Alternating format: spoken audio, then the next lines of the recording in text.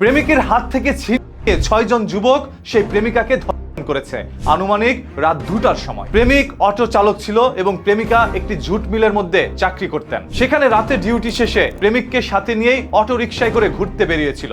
এমন তো অবস্থায় তাদের গতিরোধ করে ৬ জন যুবক তাদের কাছে ৫০,০০০ টাকা দাবি করে। সেই টাকা দিতে না পারলে মেয়েকে জোরপূর্বক ভাবে সেখান থেকে ধরে নিয়ে রাত ২টার সময় চালায়। তখন সেই প্রেমিকা সামনে বাধা অবস্থায় ছিল, তার নিজের চোখে পুরো সম্পূর্ণ ঘটনাটি পর্যবেক্ষণ করেছেন তিনি। তখন সেই প্রেমিকের চিৎকার রাতে কেউ শোনেনি, কারণ মুখ হাত পা সব বাধা ছিল। পরবর্তীতে আইন শৃঙ্খলা বাহিনীর অভিযানে সেই অভিযুক্ত আসামিদেরকে গ্রেপ্তারও করা হয়েছে। যশোরের অভয়নগরে এমন একটি ঘটনা ঘটে যায়। এখন অনেকেরই প্রশ্ন হচ্ছে, রাত ২টার দিকে কেন তারা ঘুরতে বেরিয়েছে? তাদের তো জানা দরকার ছিল এমন রাতের আধারে যে কেউই তাদের উপরে আক্রমণ চালাতে পারে। বর্তমান সমাজ ব্যবস্থা বা দেশের পরিস্থিতি আপনি যদি একটু মাথার মধ্যে আনেন তাহলে বুঝতে পারবেন এই রাতের বেলা আপনার জন্য এই দেশ স্বাধীন না। সেখানে আপনি একটি মেয়েকে নিয়ে রাস্তায় বের হয়ে গিয়েছেন, তাও গ্রামগঞ্জের মতো একটি জায়গায় রাত ২টার সময়। এরকম একটি পৈশাসিক ঘটনা ঘটে গিয়েছে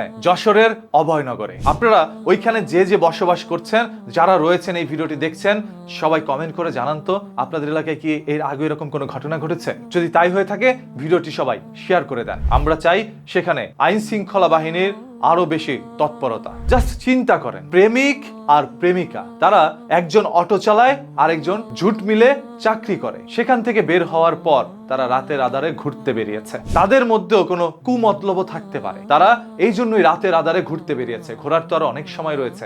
সপ্তাহে একদিন যদি আপনারা ছুটি পান তাহলে সেই ছুটির দিনে আপনারা ঘুরতে পারতেন, কিন্তু কেন আপনারা এই রাতের আধারে ঘুরতে বেরোলেন? এটাই কমেন্ট বক্সের মধ্যে অনেকেই কমেন্ট করে যাচ্ছেন। সেই ছাড়া অপরাধ ঢাকার জন্য অপরাধীদের পক্ষে কথা বলা, সেটা আমরা মেনে নিব না। এটি একটি স্বাধীন দেশ। এই স্বাধীন দেশের মধ্যে যে যেইভাবে খুশি যখন খুশি ঘুরে বেড়াতে পারবে, এটা তার অধিকার। সেই অধিকার ছিনিয়ে নিয়ে প্রেমিকের হাত থেকে নিয়ে ৬ জন যুবক যেইভাবে এরকম একটি নির্মমতা ঘটিয়েছে, তাদের সর্বোচ্চ শাস্তির দাবি জানাচ্ছে আশেপাশের লোকজন। আপনাদের সবার কাছে অনুরোধ, সবাই একটু সতর্ক থাকেন, কারণ হায়না বেশি লোক এখন আপনার আমার সামনেই ঘুরে বেড়াচ্ছে। তাদেরকে আমরা চিনি না, সুযোগ পেলেই তারা এইভাবে একের পর এক ভয়ঙ্কর অপকর্ম সংগঠিত করতে পারে। তাদের হাত থেকে বাঁচার জন্য সবার একত্রে প্রতিবাদ করতে হবে, সতর্ক থাকতে হবে। সেই মেয়েটার চোখে হয়তোবা রঙিন স্বপ্ন ছিল, এই অটো রিকশা চালককে বিয়ে করে তিনি নতুন একটি সংসার সাজাবে।